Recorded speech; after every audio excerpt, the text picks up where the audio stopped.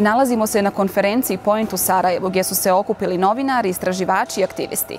Neki od vodećih stručnjaka za dezinformacije, digitalna prava i nove tehnologije ovdje govore o posljednjim trendovima u razvoju društvenih mreža i novih tehnologija, poput umjetne inteligencije, ali i promjenama u širenju propagande u ovoj fazi rata u Ukrajini. U ovoj emisiji sa njima razgovaramo kako ove promjene utječu na vaše živote, ali i na društvo u kojem živite. Govorit ćemo i o alatima za borbu protiv dezinformacija i zloupotreba tehnologije.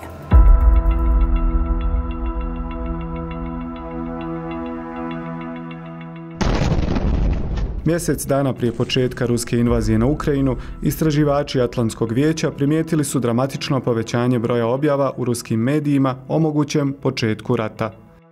It was a clear sign that, it meant highly likely that yes, Russian intents, which were amassing troops on Ukrainian border, they are real and they are really going to reinvade Ukraine. Ruske dezinformacije od tada su se promijenile.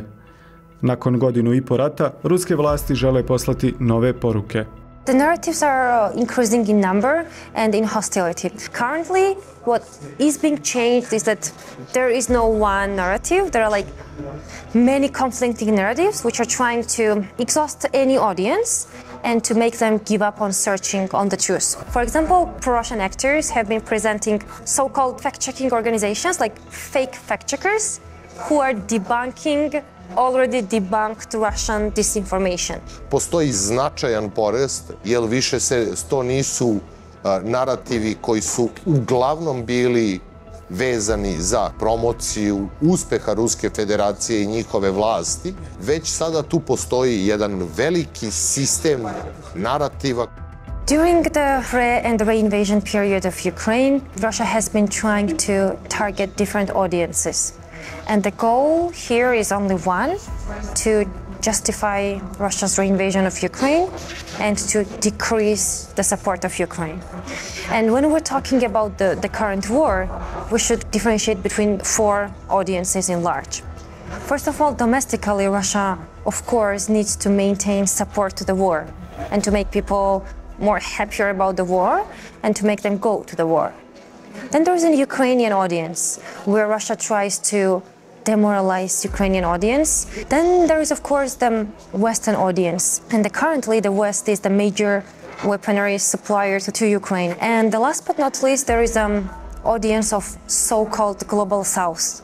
And here we mean the Latin American audience and the audience in the African countries. Poređenje događaja u Ukrajini i zemljama bivše Jugoslavije često je u ruskim medijima. Prvi najčešći narativ je da ako Kosovo može da proglasi nezavisnost od Srbije, onda i Lugansk, Donbas mogu da proglase nezavisnost od Ukrajine. Drugi je da ako je NATO imao pravo da bombarduje Srbe u Bosni i Srbiju, zašto onda Rusija ne bi imala pravo da bombarduje Ukrajince? Then another tactic that we've been seeing a lot lately is weaponization of the comment section on the Western media, and not only Western media, but other than Russian media.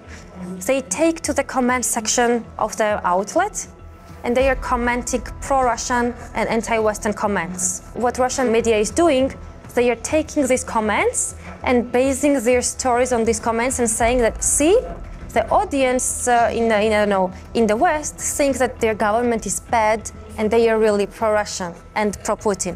Ideja iza svih dezinformacionih kampanja jeste izazivanje nestabilnosti. Tu onda uvek postoji ozbiljan strah od novih sukoba, od prelivanja sukoba ili od onoga što se zove domino efekat, a to je da sukobi počnu da izazivaju jedan drugi. One of the questions that we're frequently asked as the researchers is that is disinformation and online influence operations really work if they have real-life consequences, if they are translated, etc., etc.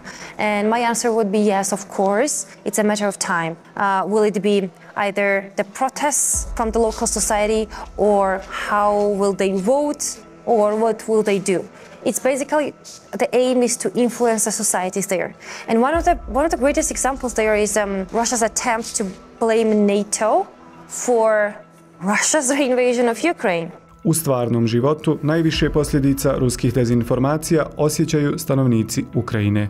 In Ukraine, we have a lack of critical thinking among many Ukrainians, and it's a big problem because if you don't have like basic skills of information hygiene, media literacy, so you are more perceptive for this Russian propaganda and disinformation. We just see the Russian invasion in Ukraine, what technology can do, and I think we see it under like a magnifying glass. So that's very shocking, but also, of course, really helpful for us working in the digital rights field to understand how this works. Ali od početka invazije na Ukrajinu pojavila su se inovativna rješenja u borbi protiv ruskih dezinformacija. Humor and memes are very efficient ways to counteract propaganda.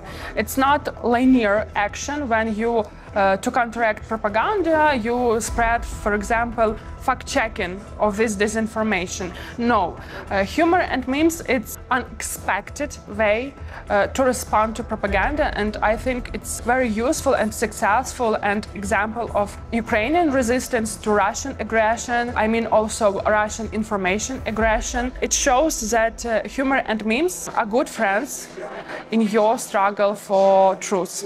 What's really helpful is that we see human rights abuses in real time. For example, what happened in Irpin or Bucha was immediately available to our audience, and having all of this material there also helps to see what human rights abuses were done. And so I think it can be really helpful. At the same time, we are fighting with avalanche of disinformation, of actually using all of that material to make people question it.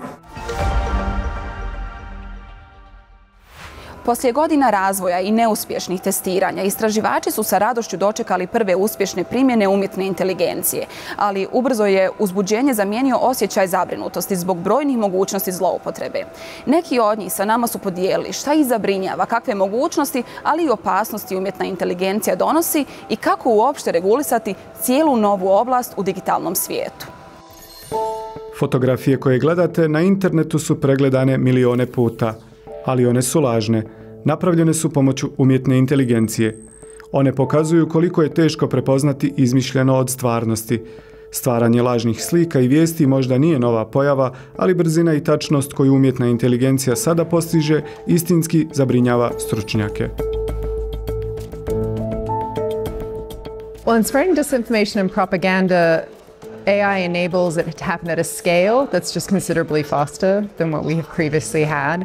And also, in terms of the fluency of the language, it impacts the fluency of the disinformation campaigns and the spread of it. And in terms of the sophistication of the content, it's at a scale that we haven't seen before, which is really saying something. Problem dezinformacija u medijskom prostoru, naročito u društvenim medijima, kao što su Facebook, Instagram i tako dalje, i pitanje umjetne inteligencije, koje je poseban problem, ali koji isto tako povećava taj prvi problem, povećava mogućnost širenja i kreiranja dezinformacija, lažnih vijesti, kako god ih želimo nazvati. Mi kao društvo se nikad nismo ni pokušali suočiti na jedan sistemski način sa dezinformacijama i prije pojave umjetne inteligencije u ovom formatu kojem je danas poznajemo.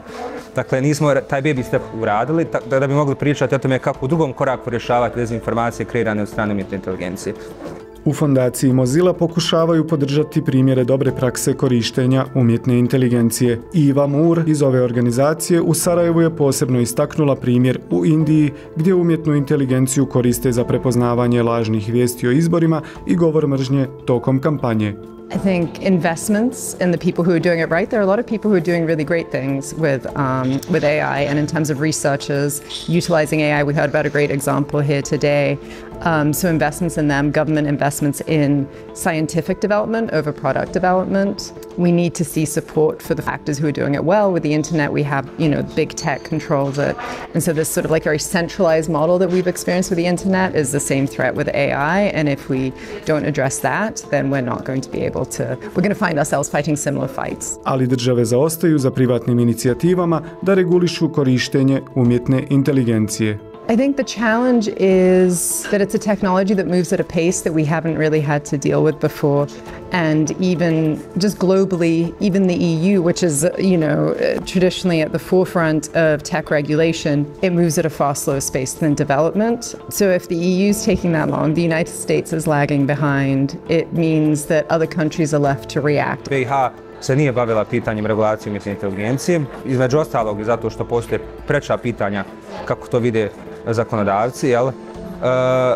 Međutim, ono što je također činjenica i što mislim da treba istaći je da je ovo, pogotovo zbog interneta i tehnologija digitalnih tehnologija koje omogućavaju da u sekundi nešto što nastane na jednom kraju svijeta bude prisutno u drugim krajevima svijeta, zahtijeva pažnju regulatora širom svijeta, uključujući Bosnu i Hercegovinu.